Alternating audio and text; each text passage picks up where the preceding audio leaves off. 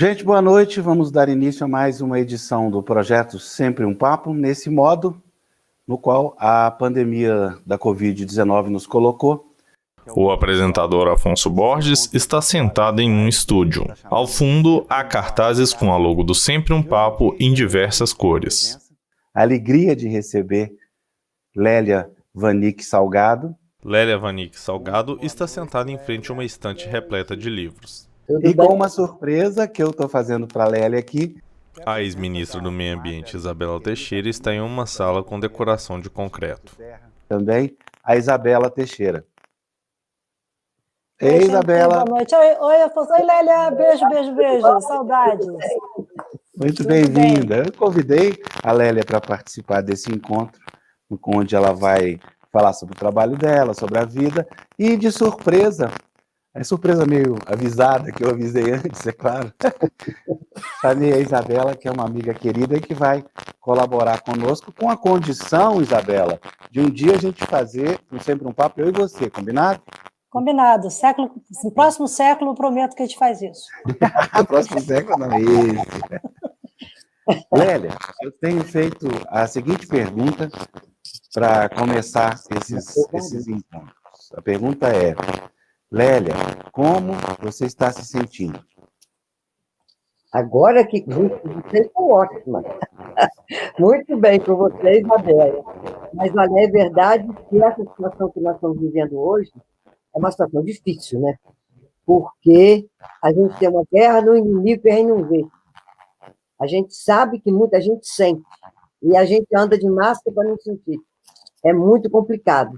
E como normalmente os países todos foram sempre muito preocupados com a guerra, essa guerra que a gente conhece, né? Então todo mundo é preparado para a guerra, tem aviões, tem tanques, tem o exército todo, mas uma guerra dessa de bactéria nunca ninguém pensou. Então hoje o grande problema é esse, que as pessoas ficam doentes e não tem hospital, não tem leitos para todo mundo. Então quer dizer que é uma guerra que tem que se começar a pensar nela. O que nós vamos fazer? Porque hoje, se tiver um hospital vazio, durante algum tempo, não tem importância, é que nem avião de guerra, e avião fica lá sem fazer nada, um dia ele fica velho, a gente joga fora e ele nunca pousava. Então, os hospitais agora também vão ter que ser assim. Outra coisa, o corpo médico, o corpo de saúde, todo também vai ter que ter muito mais gente para isso. Mesmo que eles trabalhem pouco tempo, todo o tempo. Mas no dia que precisar, eles estão aí. O exército está pronto para tomar conta de todo mundo. Eu acho que esse que é a grande lição que a gente tem que tirar desse Clodovil. É isso mesmo. Ontem mesmo eu estava conversando com o doutor Henrique, do Mater Dei, e essa regra da intermitência, né, esvaziou a UTI, abre o comércio, ela é cruel, porque abre o comércio, aumenta o contágio, volta a UTI. Afonso, o som ainda está muito ruim. Eu não estou escutando direito. Tá. Vou falar mais para frente.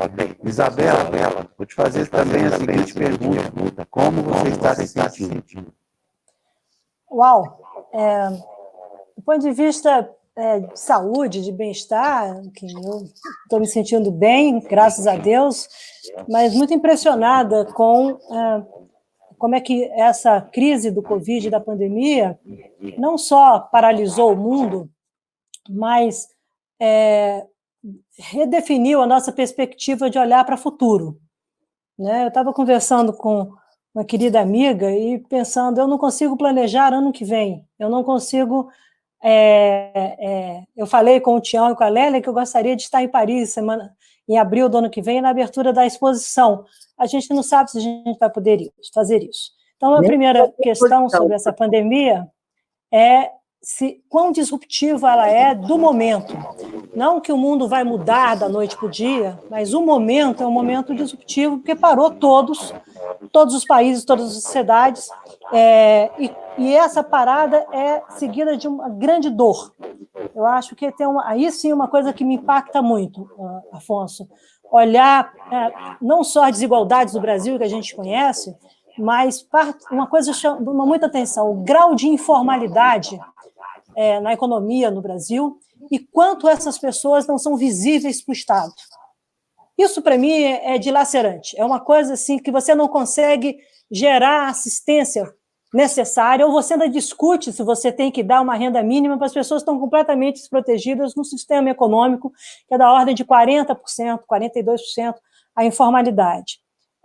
Uma outra dimensão disso é a brutal desigualdade dentro das desigualdades. Isso é muito doloroso de enxergar os vulneráveis dentro dos vulneráveis, que não só, primeiro, a importância do SUS, e quanto o SUS tem que ser revitalizado, mas há desigualdades dentro do próprio SUS.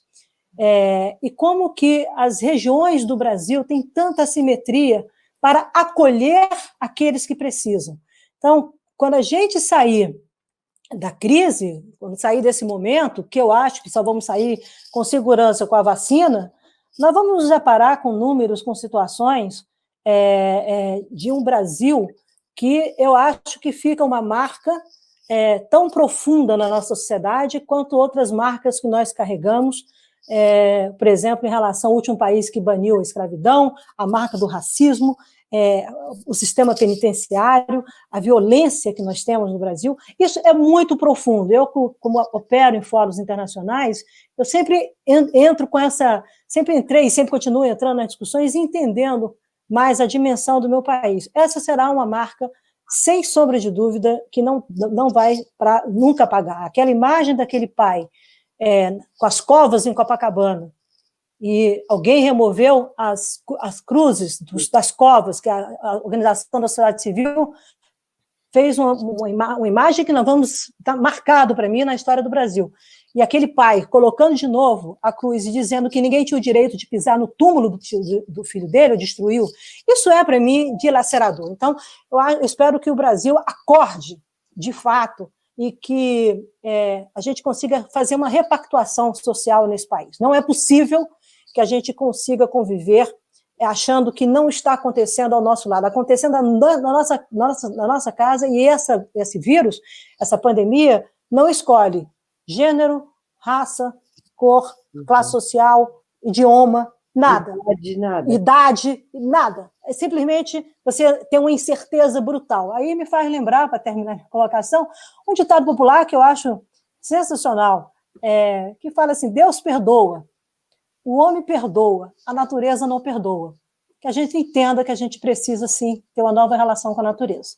Eu espero que isso venha não só na política, mas venha no nosso comportamento individuais e coletivos, e naquilo que vai além da solidariedade. É uma repactuação de como é que a gente quer viver, como é que a gente quer lidar com isso que está no planeta hoje e nisso que está nas nossas sociedades.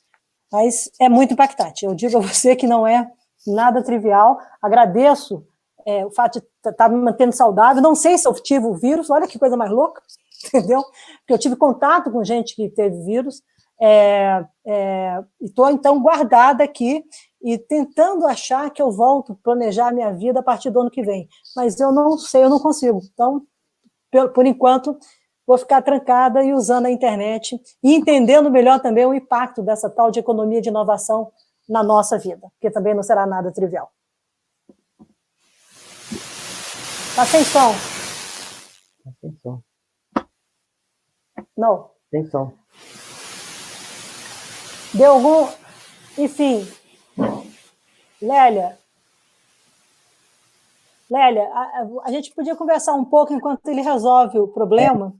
Eu estou curiosa para te perguntar uma coisa, ou, na realidade, dentro daquela dinâmica nossa de bate-papo, que sempre que nos encontramos, conversamos noite afora, do ponto de vista do que está acontecendo hoje no Brasil, no mundo é uma tragédia circunstancial, o Brasil tem essa tragédia dentro de uma outra tragédia, que é uma tragédia de crise política, de ameaça à democracia, tem um elevado grau de entropia hoje na política do Brasil.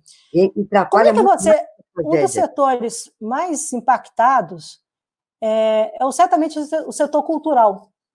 A cultura no Brasil, que sempre fez parte da expressão de soft power nosso, de expressão global, de identidade de povo, a cultura do Brasil está muito impactada e absolutamente desmobilizada, né? Além da crise da pandemia que gerou uma fratura econômica profunda no setor. Você acha que isso tudo pode ser visto, vou te provocar, como um tipo de exílio do Brasil, do mundo, em meio ambiente, em direitos humanos, em regime político, em cultura? Nós estamos sendo exilados do mundo no século XXI? Como é que você vê isso, você que saiu daqui com o Tião numa época também muito dura? Mas justamente o que eu acho, o Brasil, com esse problema político, que esse problema de não ter uma política, um direcionismo que seja de saúde, de arte, de tudo no Brasil, que tudo aí parou, né? E hoje em dia eu vejo muito complicado, né? A gente, no nosso nível, nós estamos pensando, nós temos um projeto sobre a Amazônia, nós queremos levar ao Brasil esse projeto sobre a Amazônia, fazer exposições, mas as coisas estão muito complicadas, nós estamos continuando conversando, mas eu não sei se a gente realmente vai conseguir fazer, porque tudo está muito complicado, o dinheiro está muito complicado. Por exemplo, nós estamos trabalhando com o SESC, nós estamos trabalhando com o SESC, como a gente já trabalhou sempre, mas o SESC, com esse problema de ter parado o sistema S, né? Desmoronado um tanto o sistema S, o SESC está muito complicado, eles estão com muito problema, eles estão muito preocupados, como é que eles vão continuar a fazer tudo que eles sempre fizeram, que realmente é uma coisa maravilhosa. Esse SESC aí do Brasil, e sobretudo esse de São Paulo, eles são assim, tão dinâmicos na cultura, em todos os pontos de vista, né? Então, quer dizer que é uma coisa difícil, é muito difícil. Eu não sei como que o Brasil vai se sair disso tudo, porque primeiro, que demora tanto tempo para a gente conseguir o que existe, e para se perder. Então, eu não sei quanto tempo, mas eu tenho esperança de que realmente as pessoas vão se levantar e vão lutar contra esse marasmo horroroso que está acontecendo aí. Olhando nessa perspectiva da exposição, eu vou te provocar, enquanto o nosso Afonso tenta voltar por causa da questão do áudio. A gente sempre fala muito sobre isso, eu tenho muito orgulho e tenho uma emoção pessoal, muito pessoal, o fato de você e Tião terem me chamado para fazer parte do board do Instituto Terra. E eu nunca vou me esquecer a primeira vez que eu fui lá como uma pessoa do board. Eu já tinha ido antes em outras condições, e você fez questão de passear comigo, andar pelo Instituto e depois dentro da mata, me explicando tudo que você tinha imaginado e sonhado, começando pelo jardim. Toda vez que eu entro no Instituto Terra, eu olho aquele jardim, aquelas árvores, eu sei que é você. E o trabalho também de arquitetura dos blocos, dos alojamentos, enfim, de tal maneira que aquilo tivesse toda uma integração com a paisagem. Então, você vê, na realidade, uma grande floresta e caminhos lindos que a gente pode andar. Isso tem muito a ver com a sua expressão. Eu que eu te conheço, você é muito cuidadosa, você é uma arquiteta, mas uma designer, uma artista que tem, do detalhe, é a sua sintonia fina de fato. Conta um pouco para a gente essa tua visão do Instituto Terra, como é que nasce o Instituto, que eu sei que é uma história lindíssima, e como é que hoje, quando você chega lá, que a gente olha para aquilo tudo pronto, ainda em elaboração, mas pronto, depois de 20 anos, como é que é isso e quais são os novos sonhos que derivam disso, uma vez que agora tem o Juliano, agora tem a Eva, quer dizer, tem outras dinâmicas da sua vida se traduzindo na vida sua e do Tião, que o Instituto Terra acolhe, mas também que a defesa da Amazônia, enfim, a defesa de uma floresta, de um Brasil, na expressão da nova exposição que vem por aí, da Amazônia do Brasil, que você também já está nessa sintonia fina toda, concebendo, discutindo como é que vai ser. É genial o processo de criação. Eu vi a preparação do Gold um pouco, dei uma namorada nisso. Como é que é isso? Conta um pouco como é que você sonha e esse sonho vira realidade. Como é que você luta para esse sonho virar realidade? Olha, Isabela, você aí tocou uma coisa grande demais, né? Você assim, o que eu posso fazer? Como o Instituto Terra foi criado, o Instituto Terra foi criado de uma maneira assim muito simples e muito rápida. E agora, depois, para se fazer, foi bem mais complicado. porque, no final das contas, era uma terra que a família era da família de Tião, e era uma terra muito degradada, e, de repente, a gente não tinha o que fazer com aquela terra, e me veio uma ideia, assim, porque estava muito feio, muito triste, mas chovendo e descendo água, e descendo terra para todo lado, fazendo vossoroca para todo lado. Aí me deu uma ideia, vamos plantar uma floresta. Aqui só, a única coisa, a solução aqui é plantar uma floresta. Então, quer dizer, foi uma coisa que aí começou, veio o Renato de Jesus com os projetos dele, e a gente aceitou, e a gente começou a procurar dinheiro, e foi fazendo. Hoje em dia, bom, a floresta está lá, evidentemente, a gente só tem agora que enriquecer aquela floresta, porque o processo de plantar uma floresta, sobretudo a Mata Atlântica, é um processo muito complicado, de muito tempo, dura muito tempo, mas, enfim, depois é a floresta, tudo bem, mas tinha que fazer uma coisa bonita, para quando a gente chegasse ali, a gente ficasse feliz de entrar num lugar bonito. A arquitetura do lugar, nós fizemos uma carta convite, eu coloquei nessa carta convite tudo que eu achava que tinha que ter, que era como que os edifícios tinham que ser, com que materiais e tudo. Então, essa carta foi espalhada e oito escritórios de arquitetura participaram. E o único que realmente fez um projeto de que estava assim, bem dentro da carta convite que a gente fez, esse que a gente escolheu, e que finalmente é um escritório de Belo Horizonte.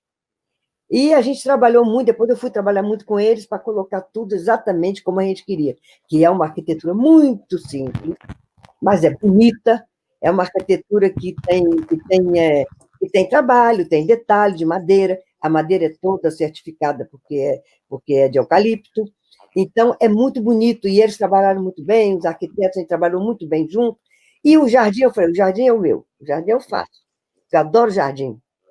Eu sou filha de uma senhora que teve um jardim maravilhoso. Aliás, o meu nome, Lélia, é o nome da família de orquídeas, desculpe, eu ia falar em francês, de orquídeas brasileiras, né?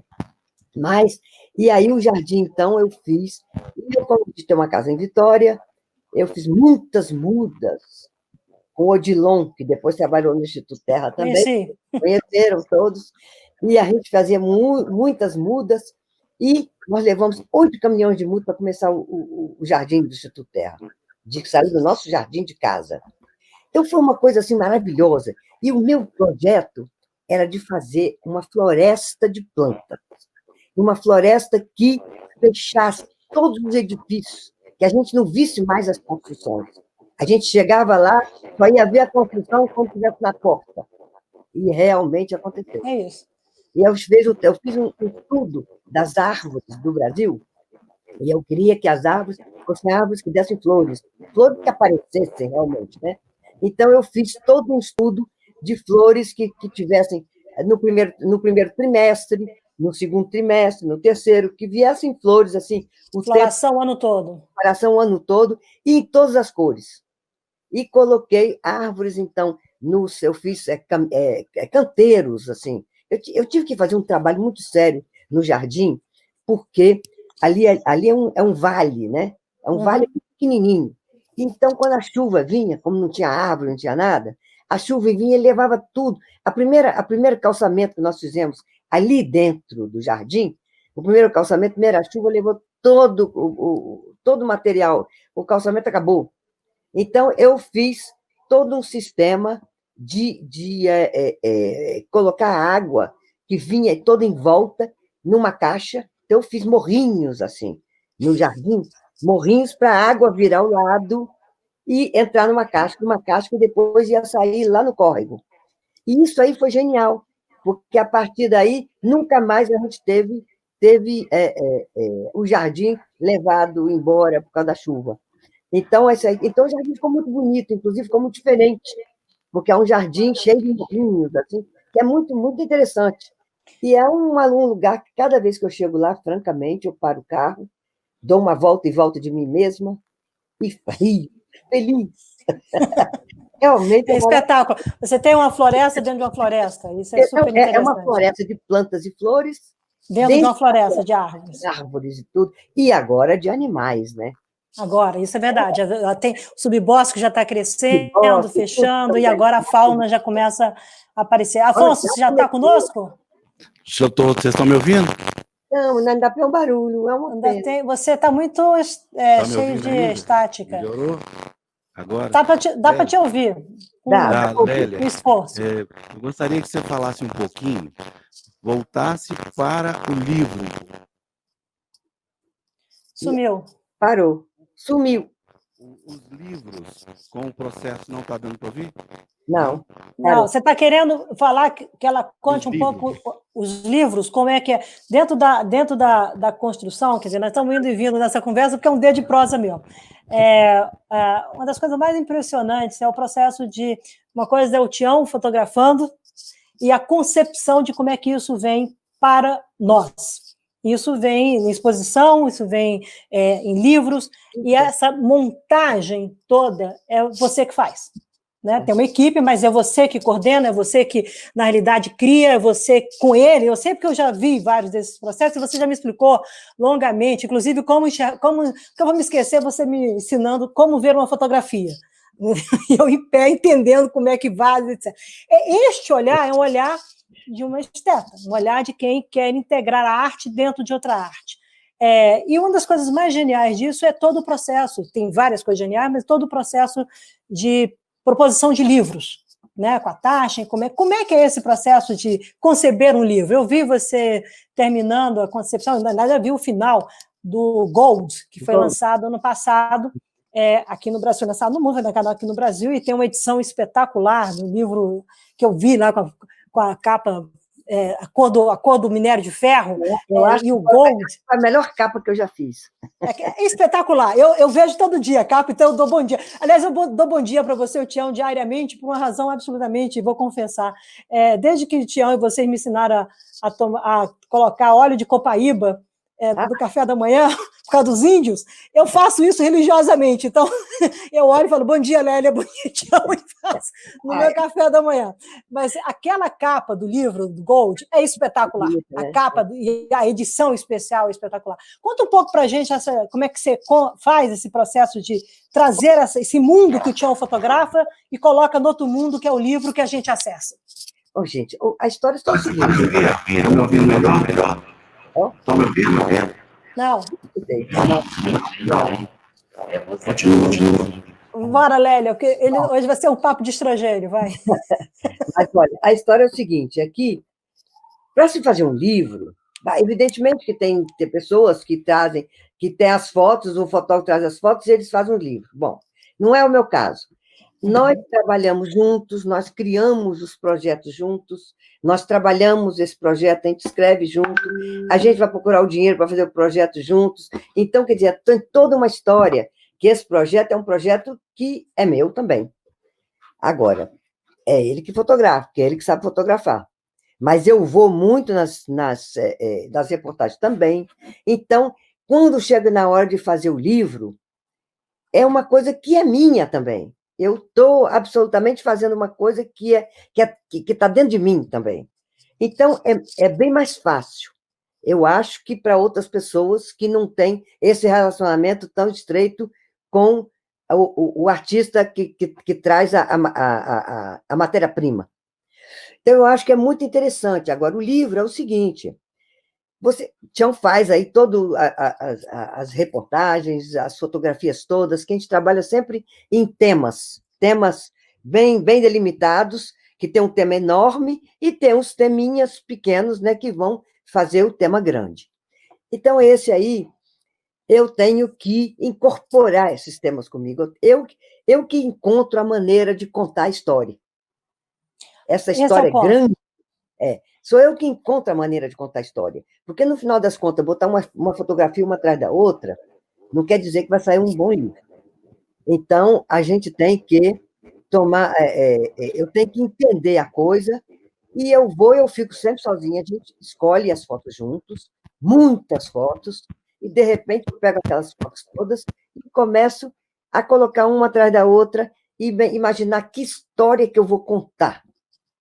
Agora mesmo, nesse momento da minha vida, eu estou montando um livro, que é o livro da Amazônia, sobre o projeto da Amazônia. Então, hoje eu trabalhei já em três tribos indígenas. Então, eu vejo as fotos, vejo que história que eu vou contar com essas fotos. Então, Agora, Aurélia, melhorou? não, Me melhorou. ouvindo? Não. Ok. Continua. Então, Foca mais um pouquinho. Aí eu vou, aí, bom, invento, com as fotografias eu invento o que começou, como é que começou aquilo, se ele vai caçar, sabe? Eu vou inventando histórias aí e vou colocando. Eu tenho uma parede enorme de imã e vou colocando as fotos todas ali e vou trocando. Aquelas fotos ficam ali 1, 2 dias, eu volto e faço tudo outra vez. E até que eu acho uma maneira que eu acho que está contando a história. Aí, quando eu acho uma maneira que está contando a história, eu chamo o Tião para ver. Ele vê normalmente e fala, gente, eu nunca imaginei que essa história pudesse ser contada desse jeito. Então, a gente tem uma coisa muito boa juntos, é que nós somos complementares. O que ele sabe fazer, eu não sei. O que eu sei, ele não sabe. Então, é bom porque um ajuda o outro, né? Eu também, se eu soubesse fazer muito bem, mas sem fotografias boas ao meu lado, seria mais Não difícil. teria. Uhum. Então, esse que eu acho que é essa aí que é o X da questão, entende? Que a gente é complementar. Então a gente continua, vai fazendo livro, e eu vou criando essas histórias, uma historinha dentro da história grande do livro, e bom, e depois eu vou até a gráfica, para sentir o cheiro da tinta. Eu estou lá, assino todas as folhas da impressão do livro, e só entrego para a editora um livro pronto. E que, felizmente, com a TAC, a gente nunca teve problema. Porque os textos também dos livros você organiza? Ah, não, tem textos também, não, tem. Tião sempre faz um texto, eu também faço um, normalmente, mas que eu também participo também do texto, o que a gente vai contar, o que a gente vai falar dentro desse texto. Eu também participo dos textos, quer dizer, a maquete do livro, o desenho do livro, todo é feito lá no nosso estúdio, tudo é feito lá. O livro sai de lá, pronto para ir ser impresso numa gráfica. Eu tive a chance de ver vocês montando uma exposição, você concebendo uma exposição aqui em Brasília, lá no Supremo, que foi um preview do que vai acontecer, né, ano que vem. E é uma coisa impressionante, porque tem duas situações distintas. Uma coisa é montar a exposição, conceber naquele espaço, que você tem que olhar. Eu vi você desenhava isso na sua cabeça e dizia aqui não vai ficar, aqui vai ficar, enfim. E a outra coisa é a própria edição das fotografias no estúdio. Eu vi o estúdio em Paris, é um negócio sensacional, porque é um mundo assim, você descobre o mundo ali de outra maneira. E como é que é a guerra de edição, escolher a foto, essa aqui, não, eu quero assim, vai ficar assim, e estou te dizendo por quê, porque eu também fiquei muito impactada com a visita ao Museu do Homem, que você e Tião me levaram. Eu tive o privilégio de estar com vocês em Paris e ver o que você transformou aquele espaço do Museu do Homem em Paris pela declaração, 75 anos da Declaração de Direitos Humanos, e aquela exposição que você foi me contando, era o Tião me contando a foto e você me contando a exposição e contando o espaço. E nós tivemos uma sorte que chegamos numa hora que o museu não tinha ninguém. Então, só eram nós três na sala. Não, eles abriram para a gente. E é verdade. Estava fechando, na hora que eles abriram para a gente entrar.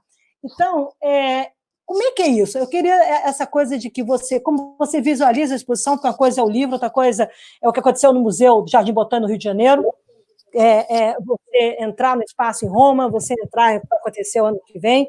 Como é que é isso e como é que é a disputa? Se tem disputa, embora vocês sejam muito convergentes, mas, obviamente, tem uma inquietação intelectual. Como é que escolhe? O que fica, o que não fica, etc. O outro voltou. Agora melhorou? Finalmente. Melhorou, gente. O apresentador Afonso Borges está segurando o microfone. Realmente, que alegria. Eu complemento a pergunta da Isabela nas curiosidades que eu vi, né, tantas ali, aquela beleza que é o estúdio seu, e a forma de trabalho, né, a mecânica de trabalho, não só o carinho, o afeto, tudo envolvido, né, Lélia? Ali tem tudo, aquela coisa do seu estúdio, né, não é, Isabela? Tem um pouquinho de tudo misturado.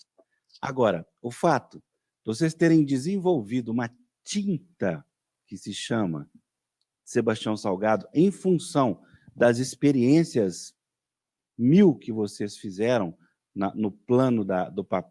É muito legal, não é, Lélia?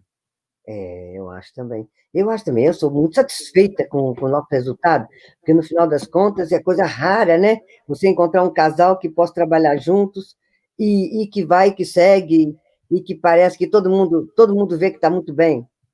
Às vezes não está tão assim também, não, mas todo mundo vê que está. Já é alguma coisa. Mas, enfim, de toda maneira, eu acho isso muito bom. Mas isso só é possível porque nós somos complementares. Se nós fôssemos concorrentes, não seria possível de jeito nenhum. Então, nós somos complementares. E outra coisa, tem outra coisa também, é que Tião adora voar, né? Embora. Tião adora ir embora. E eu adoro ficar só. Então, sabe, é uma coisa assim que complementa muito bem, né? Eu também fico muito bem sozinha. Mas, Lélia, com relação à arquitetura, os seus projetos de exposição merecem uma explicação de Sim, tão geniais. Conta para a gente como é que você bola esses projetos das exposições. Olha, que exposição é o seguinte, a primeira coisa, são duas coisas que vão juntas. Uma coisa é o espaço, né? Que cada espaço é um espaço. Mas outra coisa é a exposição, que ela vai ter que se incluir, ela vai ter que entrar naquele espaço ali, naquele outro ali. Então, porque a gente faz uma exposição que é um pouco um kit. Eu faço até um livro de... como é que a gente chama no Brasil?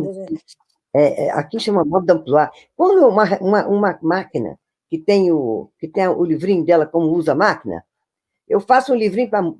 Um manual. Você tem um manual de montagem da exposição. O manual de montagem da exposição. Então, eu faço um manual também. E aí, esse manual ele tem que se encaixar em diversos espaços, né? Então, esses espaços, você chega nos espaços e vê, aqui cabe aqui, às vezes eu mudo todo o circuito da exposição, porque aquele espaço só cabe daquele jeito. Agora, uma exposição, você imagina coisas. Agora, nessa exposição nova que nós vamos fazer sobre ela, porque como eu estou dentro dessa história agora, essa exposição sobre a Amazônia vai ser uma exposição muito interessante, porque é uma exposição junto com música. A gente vai fazer aqui, vai fazer na sala da Filarmonia de Paris, que é uma grande sala de música contemporânea, e mais de música clássica, e também tem sala de exposições. Então, vai ser Vila Lobos, Lélia? Vai ser Vila Lobos. Nós vamos fazer um grande concerto de Vila Lobos, mas aí vai ter uma projeção de fotografia junto com a orquestra tocando. Vai ser uma coisa muito bonita. E a gente está trabalhando nisso agora. A gente, na exposição, eu já fui no espaço, a gente vai ter muito... Você viu a exposição Gold, vocês viram lá em São Paulo, né? Você suspendeu, né? Aquela coisa de suspender. A gente estava aqui na sala da Filarmonia, a gente tem possibilidade de fazer suspense, porque são raros os lugares que a gente tem possibilidade disso. Então, que eu sempre adorei, sempre quis fazer uma exposição suspensa. E aí, ali eu vou fazer algumas suspensas.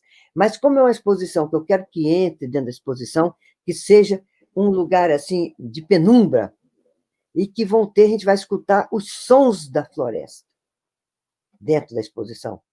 Os sons da floresta. Esses sons da floresta, existe um arquivo muito grande no Museu de Genebra. E esse museu, então, tem o Jean-Michel Jarre, que é um músico francês, ele que vai colocar, não em música, mas em harmonia, esses sons da floresta. Quando a gente entrar na exposição, a gente vai escutar um som da floresta, vendo as fotografias. Então, quer dizer, isso tudo aí entra aqui na minha cabeça, aqui, vamos fazer isso, vamos fazer aquilo. Bom, depois essas ideias todas eu tenho que colocar dentro de um espaço fechado.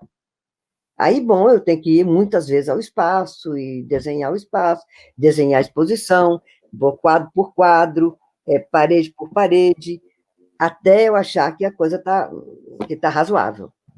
Lélia, do ponto de vista da contemporaneidade do que vocês tinham feito, eu fico pensando assim, vocês dois estão aí, trancados. Você não está compreendendo. Ele está falando que, do ponto de vista da contemporaneidade, tá? Fala que eu vou tentar. Vocês estão muito ligados ao que está acontecendo na Amazônia, apesar de estarem trancados dentro de casa, não é? Eu queria que vocês falassem dessa coisa. Você conseguiu entender, Lélia? Consegui. Mas essa conexão, o seu apartamento, trabalho, aí com a Amazônia, o que está sofrendo.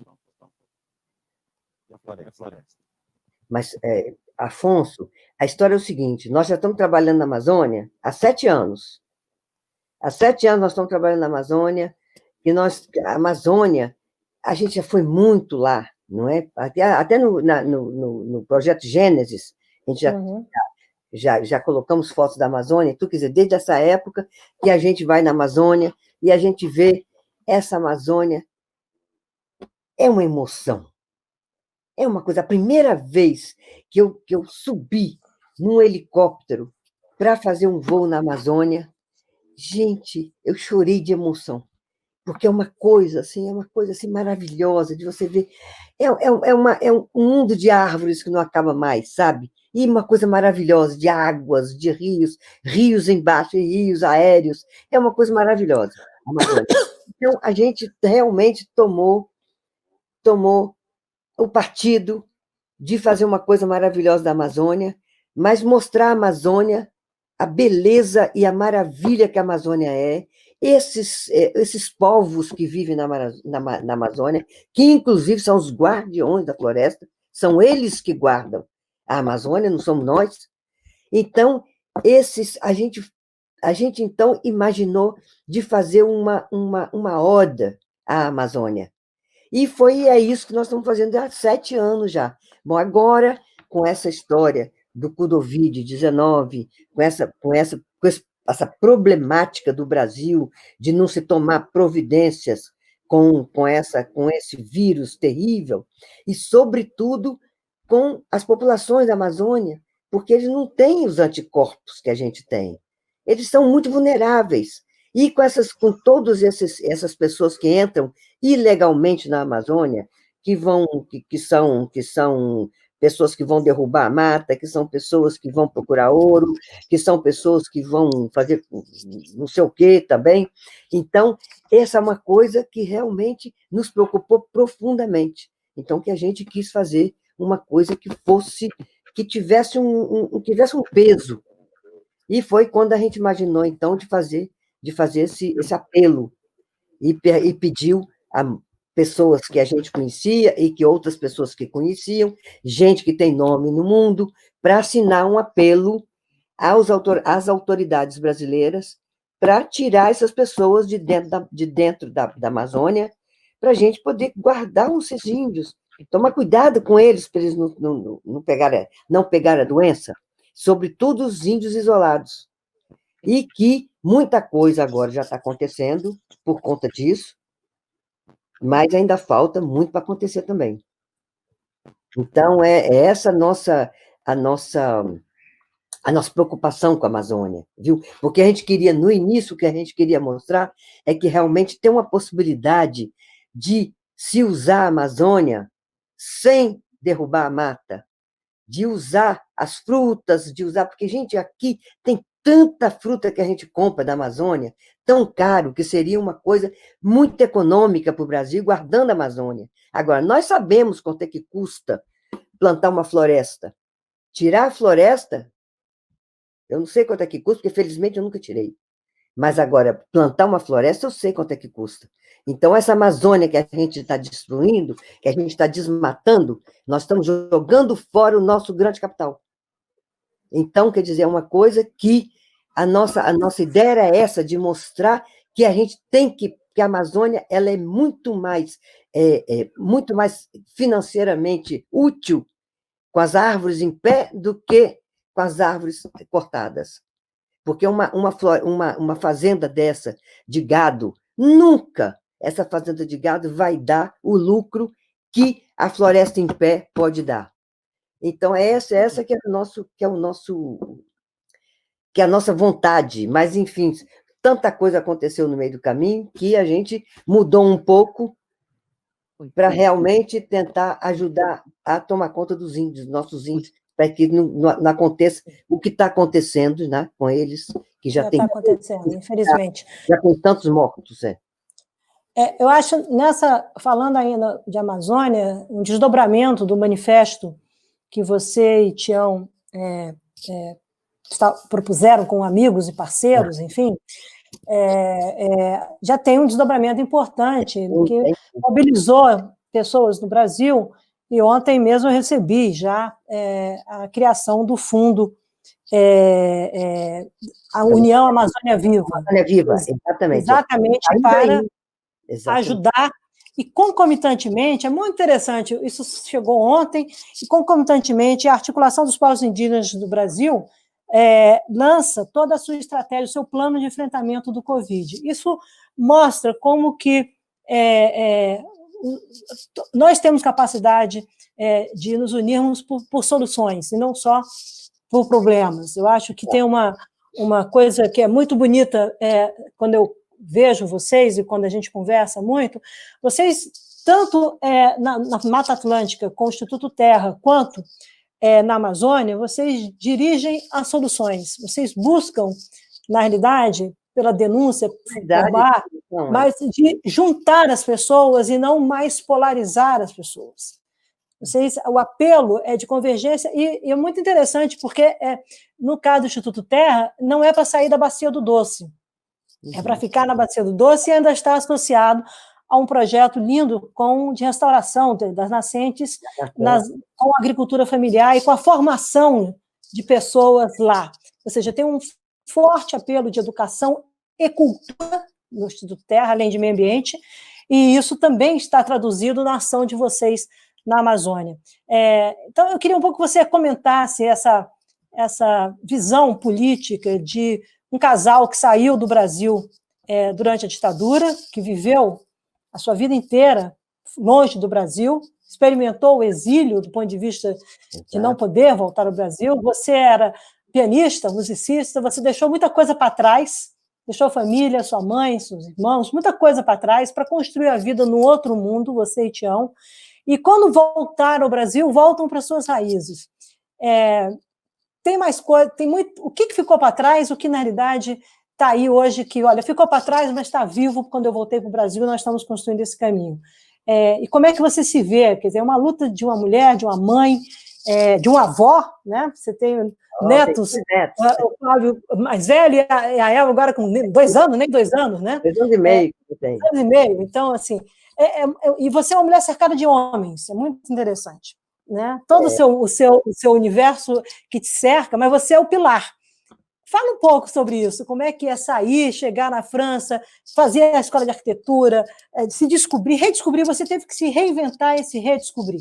Tião também, né? Porque estava fazendo doutorado de economia, e aí foi para fotografia, sai pelo mundo, e vocês sempre se encontraram nesses movimentos. São movimentos distintos e, ao mesmo tempo, convergentes, é muito interessante. Fala um pouco da gente sobre isso e como é que você se vê nos próximos anos. Como é que você... Essa expulsão da Amazônia, ela é muito determinante para muita coisa. Como é que você vê isso?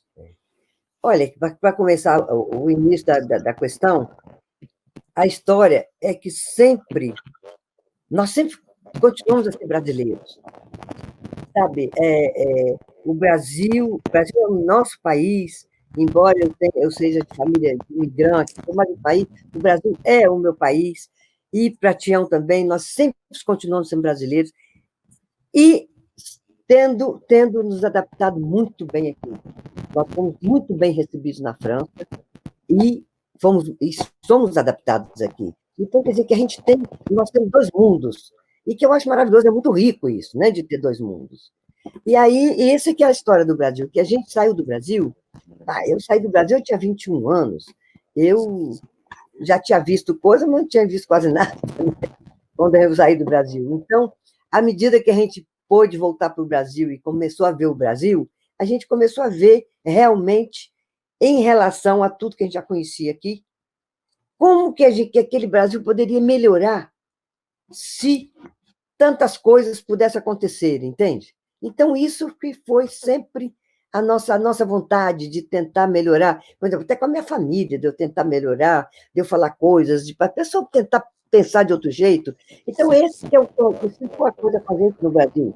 E como aconteceu com o Instituto Terra, aconteceu completamente por acaso, porque a família de Tião, os pais estavam velhinhos, e ele queria que a terra ficasse na família, então quis que a gente comprasse a terra. Então a gente comprou, agora fazer o quê com aquela terra, ninguém sabia. Então foi aí que apareceu a ideia, quer dizer, isso tudo, essa terra, se ele nunca tivesse proposto disso, quem sabe a gente ia inventar outra coisa. Mas, e por aí, pelo Instituto Terra, a gente pôde imaginar a tristeza de desmatar a Amazônia, esse esforço que a gente faz para plantar no Instituto Terra, que é o esforço de todo jeito. O primeiro esforço foi o esforço da terra. Aquela terra era tão dura, tão degradada, que era um absurdo você fazer um buraco ali para plantar uma planta. Então, e não tinha chuva, não tinha água. Então, quer dizer, aquilo ali foi um esforço tão grande. E quando eu vejo aquela floresta maravilhosa sendo jogada embaixo, colocada a fogo, gente, é uma coisa, é de um desperdício, assim, uma coisa horrorosa. Só realmente quem não tem a mínima ideia de nada é que faz uma coisa dessa, viu? Essa é que é a coisa, assim. Então, para a gente vai entrando nas coisas que a gente vê, e na ideologia, e na vontade que a gente tem de fazer. E o que eu penso daqui para frente, bom, daqui para frente eu não sei, pô, eu já tenho 73 anos, vou fazer 74 anos, eu lá sei quanto tempo que eu vou ficar por aqui, mas o tempo que eu ficar por aqui, eu vou lutar fazendo as coisas que eu tenho. Fala nisso do futuro, que é hoje, né? Futuro remotamente. Fala um pouco mais dessa questão do projeto de água do Doce, das nascentes, porque é um projeto não só ambiental, é um projeto de transformação social. A gente planta água, como a gente gosta de falar, né? E é muito impactante você ir ver nessas propriedades que antes tinham o apogeu de um meio ambiente protegido, de um norte de Minas totalmente degradado, e que vocês vêm com um projeto super além dos limites do Instituto Terra, de compartilhar isso, essa tecnologia, toda a parte de produção de mudas, é a educação, formar as pessoas para ficarem na Terra. Né? Conta um pouco para a gente como é que isso evoluiu, porque é sensacional, e os desafios que isso vem, por exemplo, de restaurar o Doce, que é a grande ambição. Que é aquela... Grande ambição, é. Mas olha, Isabela, a história é o seguinte, é que quando a gente começa a fazer alguma coisa, você já vê o que precisa fazer mais para frente. Então, não é só aquilo. Quando a gente começou o Instituto Terra, muito rapidamente nós notamos que a gente tinha que fazer educação ambiental. Porque o que adiantava a gente fazer ali uma ilhazinha maravilhosa ali, naqueles 700 hectares que a gente tem, uma ilha maravilhosa e tudo degradado em volta. Então, quer dizer, não adiantava nada, né?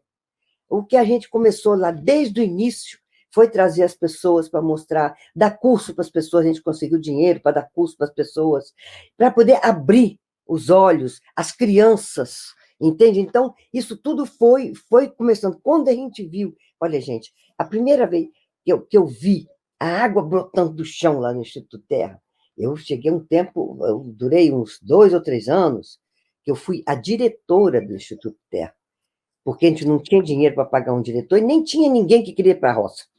Ainda tem essa.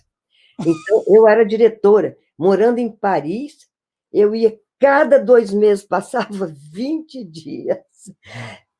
Olha, durante o ano eu passei 6 meses no Brasil, assim, 10 dias, 15 dias, não sei o quê. Olha, isso foi um trabalho enorme. Então, eu chegava lá e pegava o carro e ia e entrava pela mata, quer dizer, pela mata, não, pela a fazenda fora, né? Porque é uma fazenda comprida.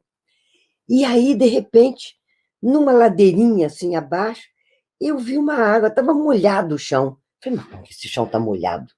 Aí eu parei para ver. Gente, quando eu vejo uma aguinha sair da terra. Você não acreditou, né? Falou assim. Gente, eu fiquei tão emocionada com aquilo. A gente já tinha plantado, já tinha o quê? Já tinha 1 ano, 2 anos que a gente já tinha plantado. Então, é uma coisa assim, tão maravilhosa, e realmente isso chama os olhos d'água, né? E nós Isso.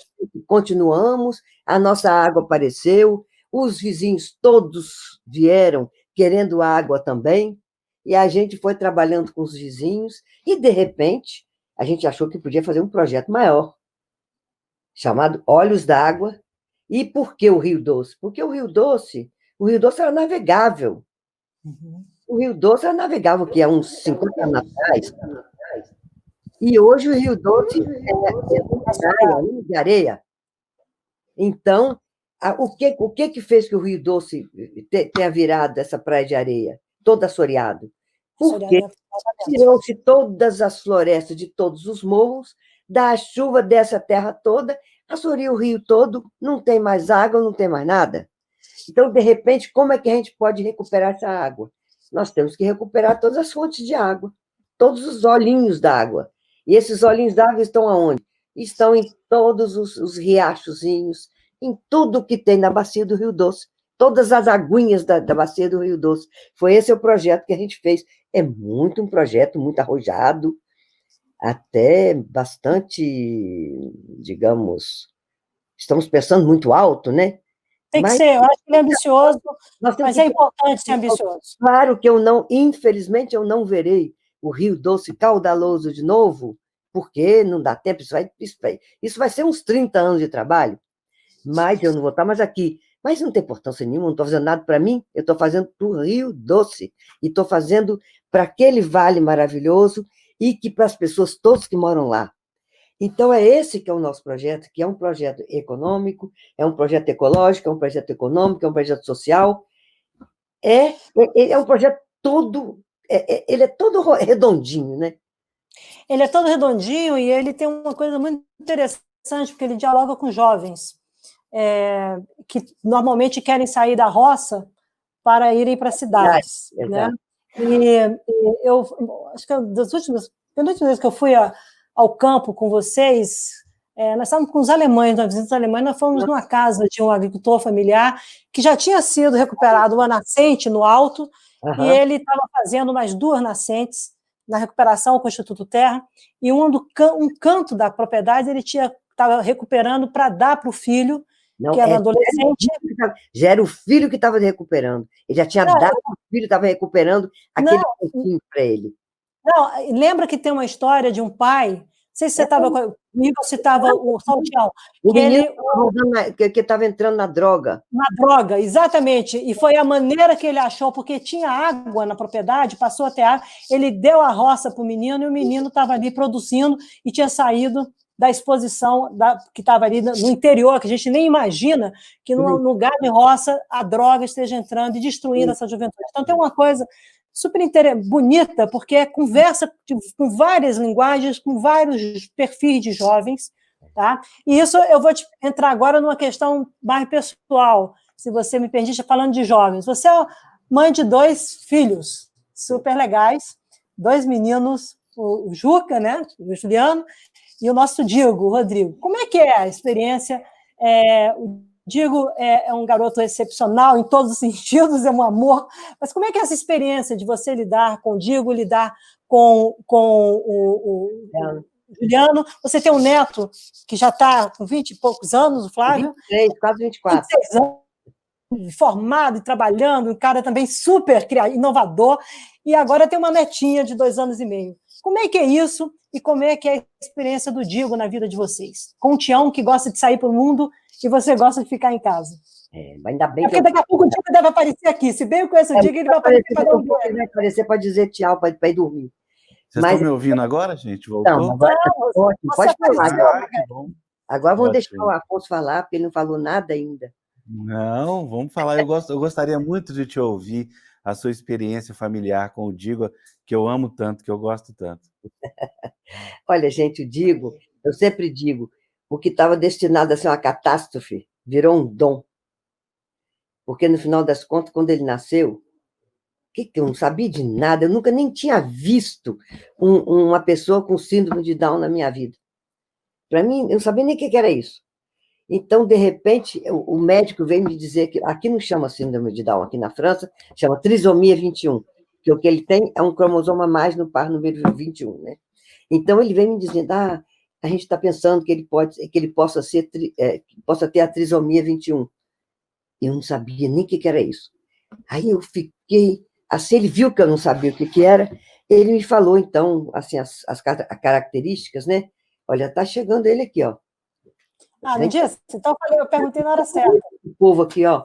Olha quem está aqui. Ó. Cadê Diego? Rodrigo, filho de Lélia, aparece em frente à câmera e cumprimenta Afonso e Isabela. Oi, meu bisavô. Cadê o chapéu? Seu chapéu. Vai dormir agora. Chapéu. Que chapéu? Vai dormir, Diego? Beijo pra você, saudade, tá? Boa noite. Beijo. Rodrigo se despede e sai. Adoro ele. Companheirão de noite. É um companheiro.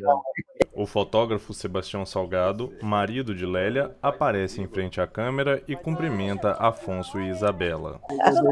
Tudo bem com vocês? A Lélia já contou quase tudo aqui, tudo, na verdade. Agora sim. Porque o nosso querido Afonso dá um golpe e eu fico aqui fazendo o papel de entrevistadora, então tive que improvisar.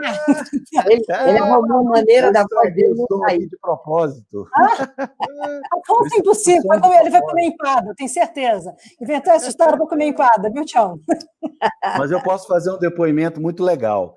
Eu sou testemunha de milhões e milhões de vezes do ser humano mais apaixonado da face da Terra, eu não conheço ninguém, hein? E não estou mentindo, quanto um tal de Sebastião Salgado pela senhora Lélia. Não existe um momento no qual, no trabalho, na vida, na relação pessoal, na relação com o Instituto Terra, na relação com a fotografia, que não esteja ali dedicado uma palavra amorosa, uma palavra de atenção, às vezes, ao trabalho da Lélia. E olha que além da... aproveitando que o Tião está falando isso, não, isso é absolutamente verdade. Ainda tem que fazer muito melhor. Tá certo, tá certo. É pouco, né, Lélia? Se parar de reclamar. Tião, tudo bem com você, querido? Tudo bem, Isabela, tudo ótimo aqui, trabalhando muito com toda a problemática da Amazônia, não é? Com o problema do coronavírus, hoje com o problema de chegada de material médico para ser transportado para a Amazônia, mas está tudo ótimo, está tudo certinho. Tinha uma solução lá do site que surgiu, é boa? Isso que eu te perguntei mais de manhã cedo. Sim, é boa, sim. Nós estamos captando recursos no Brasil, fora do Brasil, porque estão precisando de muitos recursos. Realmente estão, não só para compra de medicamentos, para trabalhar com as instituições médicas que possam vir ajudar a Amazônia, mas o que é mais difícil é o transporte do material do sul do Brasil até a Amazônia. É o mais caro que o medicamento. Então, é muito difícil. Tá ótimo. E vamos conseguir, né? Eu tenho. O Beto Marubo tem me atualizado direto aqui, o Guilherme também me mandou a história do fundo. A Daniela, da Climate Land Use Alliance, mandou a questão da COIAB. As pessoas estão realmente se engajando. Agora é uma luta sem dimensão. É uma coisa, por causa das distâncias e por conta também dos canais políticos. A interlocução está muito truncada. E eles estão sendo fortemente impactados. Hoje aparecendo na Amazônia, um outro grande problema é aquele pastor, não é isso? De seitas evangélicas, que foi nomeado para... Dos índios isolados. A FUNAI recorreu e ele hoje tomou o posto dele outra vez. Olha, essas organizações estão se instalando na periferia dos isolados, com helicópteros, com pequenos aviões, anfíbios, para aterrissar próximo às tribos. E esse senhor, ele está num posto estratégico onde tinha os dados do Estado brasileiro, né, de localização dos isolados, e hoje ele está numa posição que ele pode passar todas essas informações para o inimigo principal dos isolados, que são as seitas.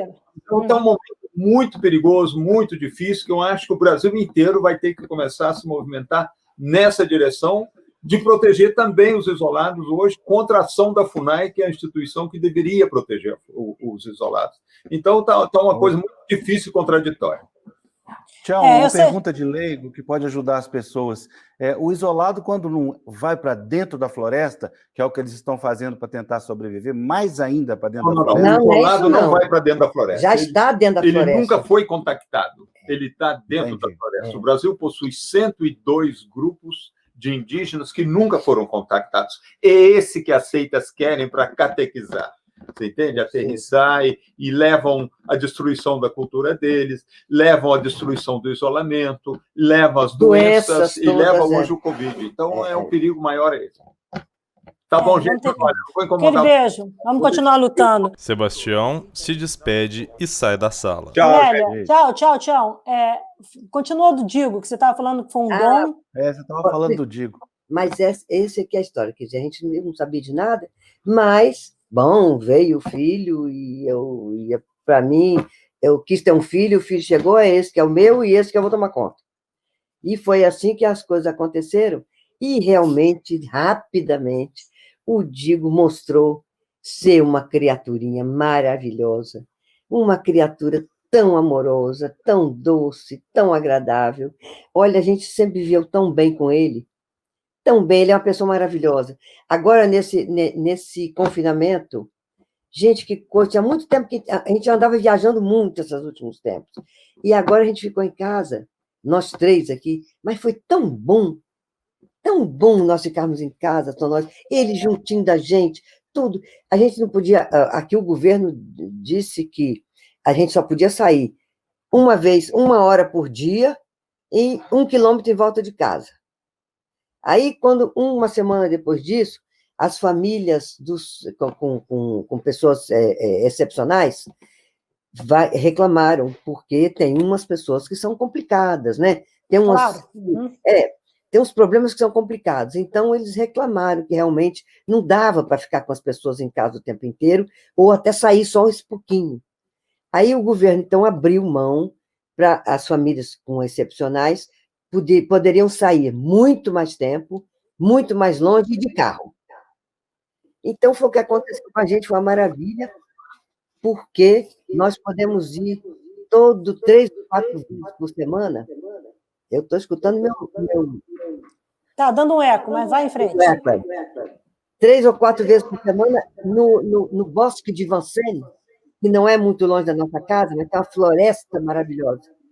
Então, a gente andava 2 horas, 2 horas e meia na floresta e voltava. Então, o Dico ficou feliz, né? Porque ele faz muito exercício. Ele vai no clube, vai no como é que chama? Ele é boxeador. Ele não escuta boxe, né? E faz 3 vezes por semana, vai na academia, ele faz muito exercício. E, de repente, ele estava sentado o dia inteiro. Aqui na nossa casa, como a gente tem uma casa comprida, o apartamento é comprido, tem 36 metros de largo. E então, não de largo, não de... Como é que é? Comprimento. Comprimento, desculpa. E aí, ele fazia umas 5 voltas, assim, correndo dentro de casa, todo dia, porque aí já fazia alguns metros, né? Para lá e para cá, então já 62 metros, 60 e tantos metros, vezes 5, já fazia bastante, já fazia um exercíciozinho, né? Porque senão é difícil ficar em casa, sentado, sem fazer nada, né? Mas, enfim, foi uma coisa muito boa, e o Rodrigo, realmente, ele dá muito para a gente. E tem certeza absoluta que nós somos quem nós somos hoje, que ele ajudou muito a gente ser o que a gente é. Muito, realmente. Porque é uma pessoa maravilhosa, e é uma pessoa que a família, o Juliano, gosta muito dele, o Flávio, o nosso neto, o sobrinho dele, sabe? É uma pessoa que todo mundo gosta, todo mundo tem o maior prazer de estar perto dele, como vocês falam dele também. Todo mundo que vem aqui em casa, que dorme aqui, fica aqui, quando o telefone de volta, a primeira coisa que pergunta, ele nem pergunta como é que eu estou, pergunta e o Digo. É ótimo. Eu faço isso. Não. E agora tem outra coisa maravilhosa, o Digo faz aquelas pinturas bonitas, né? Tem jeito de mostrar uma para o público aí, não? Tem sim, ó. Lélia aponta a câmera para uma das pinturas de seu filho Rodrigo, que está pendurada na parede. Vocês estão vendo? Pintura do Digo, tá. Eu não posso chegar muito lá, porque eu tô com... Essa é uma das pinturas do Digo. Mas agora, a gente tem um amigo que comprou uma igreja desafectada, Então, ele está fazendo uma fábrica de vitrais dentro dessa igreja. Então, ele quer uns desenhos para botar nas janelas da igreja. É genial, né? Ótimo. Que Vamos ótimo. Muito legal. Ele vai amar. Ele vai amar. Vai. E a mãe dele também. Bem, nós estamos chegando ao nosso final já, uma hora. Eu faço a pergunta de início, como você está se sentindo agora. Eu gostaria de te perguntar como você gostaria de estar se sentindo no futuro. Olha, eu gostaria de estar sentindo no futuro, como eu gostaria que o Brasil tivesse em outra situação, viu? Realmente, assim, para mim é uma coisa tão importante, que eu vivi uns períodos tão difíceis do Brasil, e depois o Brasil começou a sair, a ficar um país desenvolvido, a ter tanta coisa, um país com arte, com tudo que um país precisa de ser. Entende? De repente, agora o Brasil cortou, o Brasil voltou, não sei, há 2 séculos atrás. É uma coisa assim tão triste. Eu gostaria tanto de ver o Brasil de outro jeito, não queria morrer ver o Brasil assim. Eu queria, ainda quero desfrutar do Brasil, das pessoas do Brasil, quero voltar a gostar, até dos que votaram em Bolsonaro, porque tem tanta gente que eu gostava tanto e, de repente, hoje é outra coisa. Mas, sabe, eu gostaria tanto de que a gente voltasse para o pai outra vez, sabe? Que todo mundo fizesse as suas autocríticas e que a gente voltasse a ser aquele povo alegre, e que gosta, que todo mundo se gosta. Essa é uma grande coisa que eu gostaria muito na minha vida. Outra minha vida pessoal, assim, eu gostaria de ter um pouquinho mais de tempo, porque eu gosto de escrever. Eu já comecei tanto a escrever livros e não sei o que, nunca acabei. Eu gostaria também de ter um tempo de fazer isso, quem sabe? Quem sabe? Mas, bom, Eu gostaria muito de lançar um livro, era esse o assunto. Eu gostaria de terminar, porque você passou a sua vida fazendo livros. a minha E vida... agora eu gostaria de ter um Fazendo livro. livro, você passou a vida fazendo livros, que ele quer publicar o seu livro. Ele queria publicar o livro seu.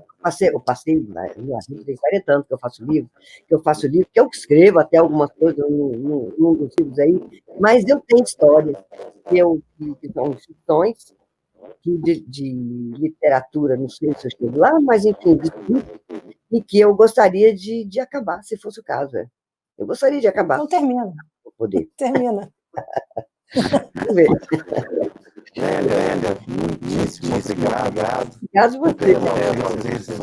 Mas eu fui muitíssimo bem representado pela dona Bela.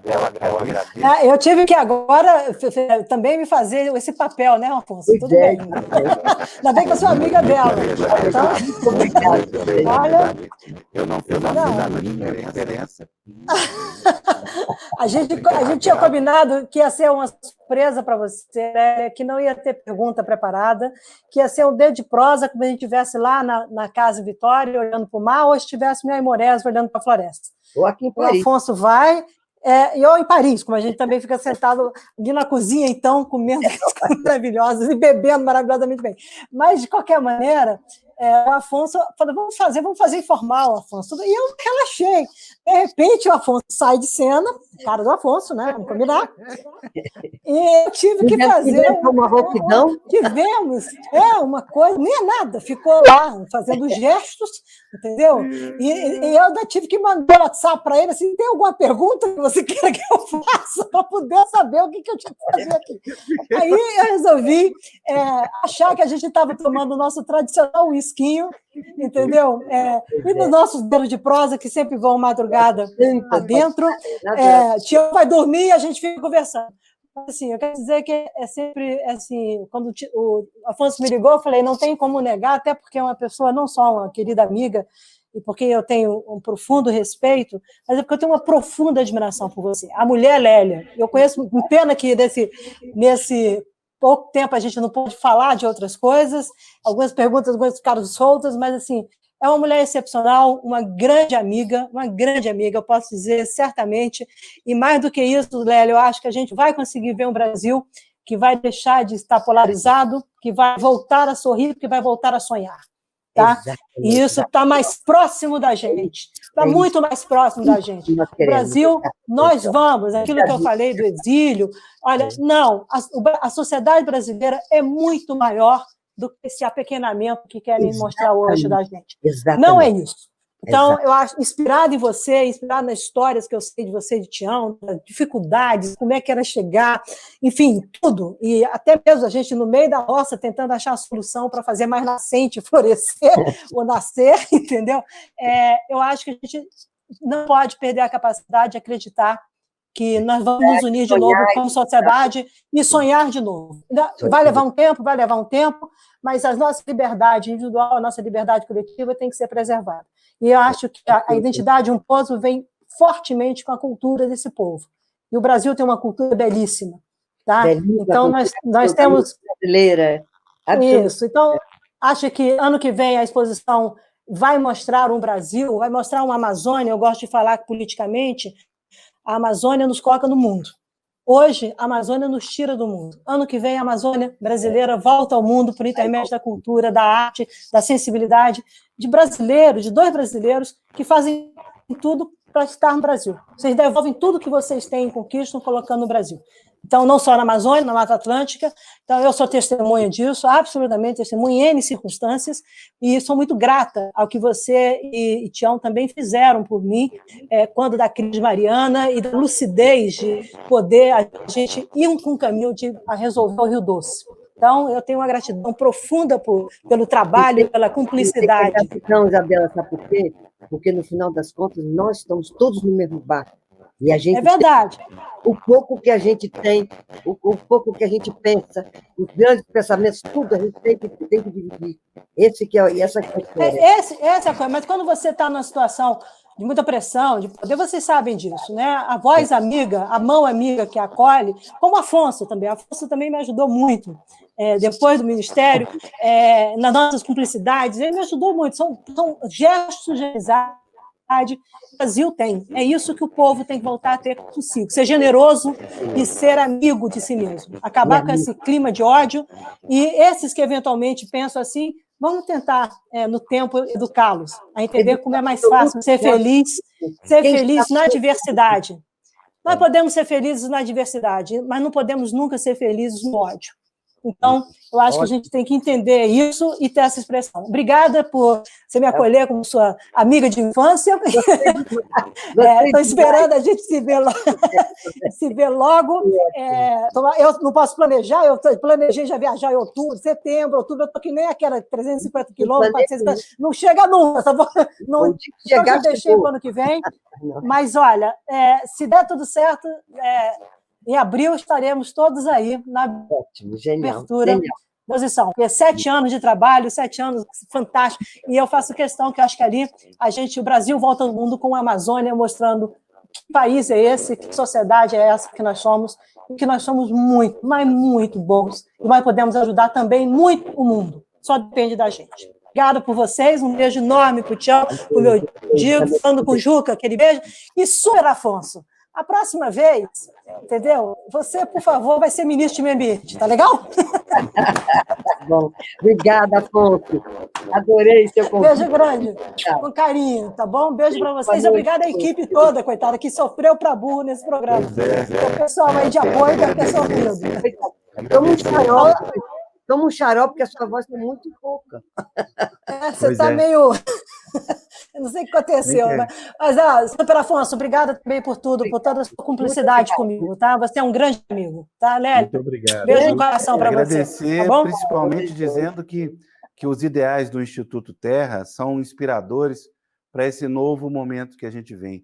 O Instituto Terra, basicamente, investe na água, investe na nascente, investe na recuperação de uma mata, na floresta, ali aquele microcosmo que vocês fizeram no Instituto Terra é inspiração para um novo mundo, para um novo pensamento de vida e um modo de viver. Muito obrigado, viu, Lélia? Você e o Tião pelo que vocês fizeram.